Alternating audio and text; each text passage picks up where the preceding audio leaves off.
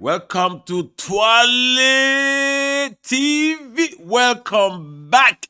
Yes, it's still all about Chelsea. I had Pep Guardiola and Jurgen Klopp all talking about Chelsea's spendings. Okay, as if they haven't done it before. Really, they were talking things like, "Oh yeah, if it was me or if it was us, yeah, we know." Pep Guardiola went. He goes, "Oh, when we did it, I remember, yes, about 8, 9 Premier League clubs wrote a letter to the EPL. So you admitted you did it. Case closed.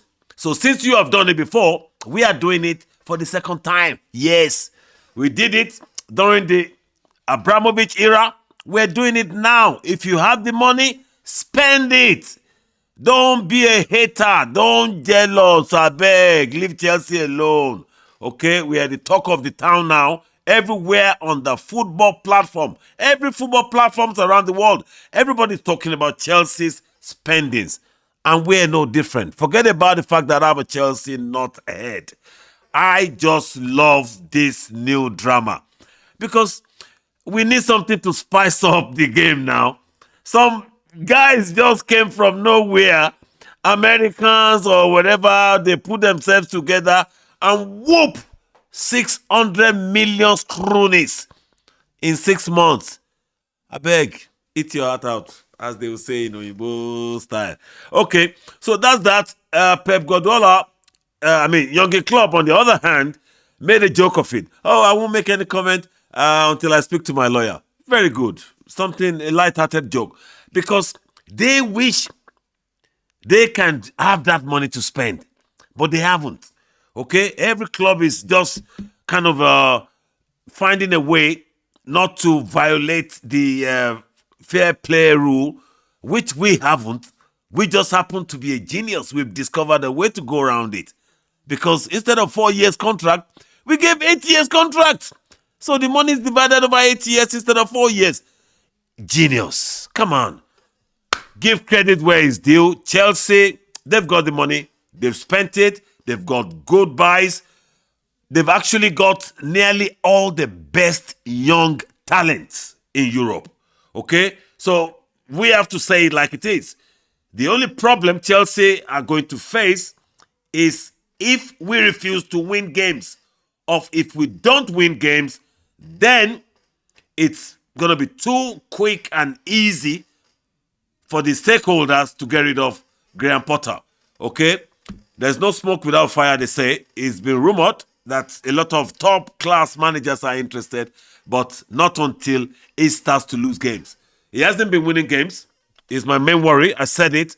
He hasn't been winning games, and I hope our fortune changes on that level and we start to win games, really. So welcome to Twale TV Sports again, and please do share our video.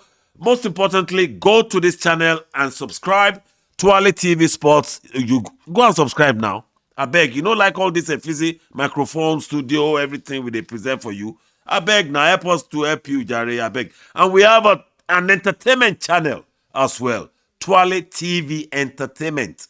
There are loads of entertainment programs on there. Go and watch, and we're dropping some very shortly, very soon. Okay, so that's that on Chelsea spendings. Tonight is Chelsea Fulham. Okay, I think Chelsea's fortune should start from tonight. Fulham should be our first scapegoat. We need 6, 7 games. I've said it. Graham Potter needs 6, 7, even 8 wins on the bounce, one after the other. He needs to win 6, at least win 5, 6. Then you can draw 1. Then the whole world will forgive, or the old fans will say, okay, that's normal, you've done well. But if we win 1 or 2 and then draw or lose 1, I'm sorry, the pressure will just mount again. Okay, the pressure is there already, and I feel sorry for the poor guy because I really want him to succeed. To be honest, it would look really nice to have an English manager in a top English club, a top English Premier League club. It would be good. We have one already, Eddie Howe, at Newcastle, but Newcastle is just joining the ranks. Newcastle is not part of the ranks. You know the ranks. Liverpool, Man City, Man U, Arsenal, Chelsea, Tottenham, all those top 6 teams I've mentioned, no English manager. Okay, so Newcastle are now in the top 4. They've just joined the ranks. So kudos to Eddie Howe, a very good manager. But we need more. We need more English managers in the English Premier League, especially in the top clubs of English Premier League. It's always been my focus, my attention. If you're a real English football fan, you know what I'm talking about. Anyway, enough of that. Chelsea, Fulham. I hope we whoop Fulham. Fulham are very compact team under Marco Silva. He's become a better manager, as Mr. Olu, Man U fan that came to the show, said. He's more pragmatic. His team are more solid, and it still passes from the back to the front, but they're just more solid in their defensive mentality. Their approach to football is complete. I mean, Marco Silva's approach to playing in the Premier League is completely different to what it was about a few years ago. So kudos to him. And that's the only reason I think it might be a slightly difficult game for us. But with Endo Fernandez having his debut, Modric playing, unfortunately, João Felix is not playing. I can't wait to see all these talents at the same time on the pitch. Excuse me, if I'm getting too excited, don't blame me. Because I'm a Chelsea fan. I can't wait. So Chelsea Fulham tonight. Please go watch the game. Me, I can't miss it. We're just doing this pre-match podcast. And we're coming back after the match to give you our post-match talk. So that's that. I reckon Fulham should be our first scapegoat. With all due respect to Fulham fans, you know, this is a podcast too. I beg, so don't mind me using that word. I want you to be our first scapegoat from now on, from this night. So you can call us whatever you want. Yes, we deserve to whoop you properly, convincingly. End of that. Let's quickly go through the weekend matches because English Premier League is back. And I can't wait. Tomorrow we have Everton Arsenal. Arsenal fans have been raving about you, talking very good stuff about you. But tomorrow, you've got to be very careful. I'm going to be honest with you. Okay, Sean Dyche is not an ordinary manager. He might be taking over an ordinary club or a club in trouble, but he's going to come to shock you. It's going to come to surprise you. It's going to come to disrupt your system. That's what he is known for. He's a specialist in building a compact team and just demoralizing the opponent team, no matter how good you are. If you have been watching Sean Dyche and Burnley over the years, what he does is he comes and he stops you being yourself. He will stop you being your best. And in the middle of that, he will sneak in and nick a goal. He will sneak in and nick a draw. He's a specialist, okay? So watch out, Arsenal fans. This is not a done deal. This is not game over because Everton are in trouble or you think you're coming to whoop them. No, it's Sean Dyche in place now. So I can't call it because it's one of those games that you just get a shocking surprise. Anyway, that's that. Brighton, Bournemouth. Okay, let's leave that. Let's give that to Brighton now. Why not? Bournemouth have not been the best lately. Well, it still doesn't matter, but Brighton with the form they are now, form of their life, I expect them to whoop Bournemouth. Man United, Crystal Palace. This is another difficult one to call for me because Crystal Palace have always been a boogie team to most of these top clubs. Man City, Man U, Chelsea. Crystal Palace under Patrick Vieira, I meant. Okay? Under Patrick Vieira, they've always come up and deliver against top teams. So Man U, be careful, watch out. So this one, you can't call it. If Man U can't score a couple of goals in the first half, forget it. It's nobody's game and it could be anybody's game. So that's Man U, Crystal Palace. Brentford, Southampton. Yes, Brentford, top team, solid team. Southampton, struggling. So a common sense to say, okay, we give it to Brentford. But hey, it's football. It's not over until it's over. So you can't. This is why I find it difficult when people just call a game. When you make a prediction of a football game that hasn't been played, don't sound like a professor that you are, yes, yeah, I'll give it to Brighton 2-1. I watch pundits on TV do that shit. Excuse my language. Yeah, 2-1. Why? If you've been watching English Premier League, especially, you don't say that. You just have to be honest. Say, well, Brighton looks likely to come out as the winner, but this other team can also shock them. So that is the way I call it all the time. I give you an opinion that this is how it should be. But this is what I think. It might not happen that way because that's football. So Brentford, Southampton, we say Brentford. Wolves, Liverpool. Well, Liverpool, there is serious catastrophes, serious calamity, serious wahala, serious trouble, whatever you want to call it. Liverpool, even I won't bet against a League One whooping them right now. Okay? Even Bournemouth down the road, I won't bet. Sorry, Liverpool fans. I didn't mean it that way. Yeah, but I'm serious. You can get beaten by Bournemouth right now. Liverpool, sorry. You're going through a real mess, real trouble. But good news is some of your key boys are coming back to training, not to play.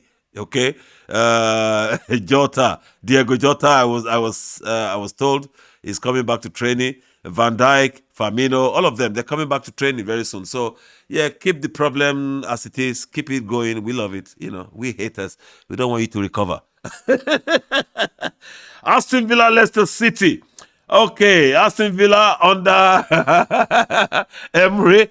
It's another team, and Leicester City are not. There's nothing special about Leicester City anymore. With the genius of Brendan Rodgers in charge, because they've sold key players over the last couple of seasons, and they are paying the price for it. Okay, they are not recruiting. They're not replacing. You know, the quality players they've lost are not replaced by the same quality. So you have to pay a price. This is Premier League. You pay the price. So that's why Leicester are in the relegation zone. So, you know, Aston Villa, Leicester, I give it to Aston Villa, to be honest. Newcastle, West Ham. Oh, my. Another tough one. Newcastle, tough team. We all know them, what they do, why they are in the top four. And West Ham, who are playing with the last breath. They are playing with their last breath because they can't afford to get relegated or to get stuck into that relegation battle. So I expect West Ham to come out fighting, all gun blazing. So you never know what could happen there. West Ham did the same thing against Arsenal. Okay, they scored first, but Arsenal, because of their relentless and then determined new approach to football, they came over them and beat them 2-1. I remember that game not too long ago. So Nottingham Forest, Leeds United. Okay, these are two equal teams. Or should I say two crazy teams? Because these two teams, they both, well, Leeds have been in the Premier League for a while now. Not for too long, but I can say they both come from the Championship, playing a very high press, attacking, high energy, high tempo kind of game, no matter wherever you want to call it. Okay, that's the main basics of their game. Okay, whether it's 4-3-3 or 3-2-1 or 1-1-1, they are always high pressing, high tempo, high energy, non-stop running around, passing around. So with the two of them, you're playing this type of style, which we associate with the Guardiolas, with the Chelseas, with the Arsenals, with the Liverpools, but you haven't got the depth and the quality of players to stop a counter-attack, to stop a relentless, a formidable team like Brighton, like Brentford. So if you haven't got those type of players, you always get exposed. And that's why Nottingham Forest are constantly getting exposed. That's why they're struggling. They spend, I've never heard of a team buying 25 players in a particular window. That was what they did in the summer. And now they are back again. They've bought another 2-3 players in this window. Crazy Nottingham Forest. I don't know what you're doing with those players. Maybe you're, I don't know. Anyway, so Nottingham Forest list, I can't call this. They are both two crazy teams. Should I say two stupid teams? And their style of play, I would love to see how it pans out between both of them. So we leave that. And that's on Sunday. So we have Tottenham, Man City. Oh my. I can't wait to watch this. How long ago that Tottenham scored 2 goals in the first half and City came back and whooped them 4-2 and scored 4 in the second half. So now they're playing on Tottenham's ground. It doesn't make a difference for teams like Man City. They go anywhere, they're Man City. Okay, if you're that good, anywhere you go, you want to beat people. So playing at Tottenham's, playing at home to Tottenham doesn't mean nothing. It means foku. Excuse my French. It means nothing. Nothing, nothing, nothing. So, well, with Conte and his pragmatic defensive philosophy, I expect him to do the same. Not going out to look for a goal, just staying compact, staying in the game for as long as possible. Because along the way, he believes staying in the game, he could nick a goal, he could get a goal. And that's exactly what happened when they scored 2 goals in the last game just a couple of weeks ago. So he will do the same, even though he's unwell, as we understand. He's taken on well. He's just come out of the hospital. He's done stone gladder stone. What do they call it? You know, when you have a gallstone bladder or something like that. So he's got those stones removed, which was in a very serious surgery, but you still need to rest. But from what I heard, the poor guy just can't rest. He wants to come back on Sunday. So we wish you well, Conte, speedy recovery. But since you say you're coming back on Sunday, you must have been recovering really well. So good luck to Tottenham. I hope they can beat City for us. There are so many of us who want City beaten. There are so many of us who want Arsenal beaten, so we can have a level playing ground, because it's just the two of them running away with it now, really. As much as I admire Arsenal, as much as I admire them, that if Chelsea can't win it from the looks of it, then I would love Arsenal to win it, not Man City. But still, I want both of them to drop points. Arsenal, Man City, keep dropping it. Keep dropping those points, man. I beg, let's leave story. All right, then. Let's catch up after the game. Let's go enjoy Chelsea Fulham. And I hope you don't mind me, you Liverpool fans and Arsenal fans. I'll keep on taking the Mickey, because that's what football is all about. Love you, loads. Go to Twilight TV Sports. Subscribe. Go to Twilight TV Entertainment and watch the programs. Very entertaining programs. And subscribe as well. We want to see the subscription number go up. The only way is up. Yes, do that for us. We love you and catch up with you soon. Hasta la vista, baby. Ciao. It's Wale.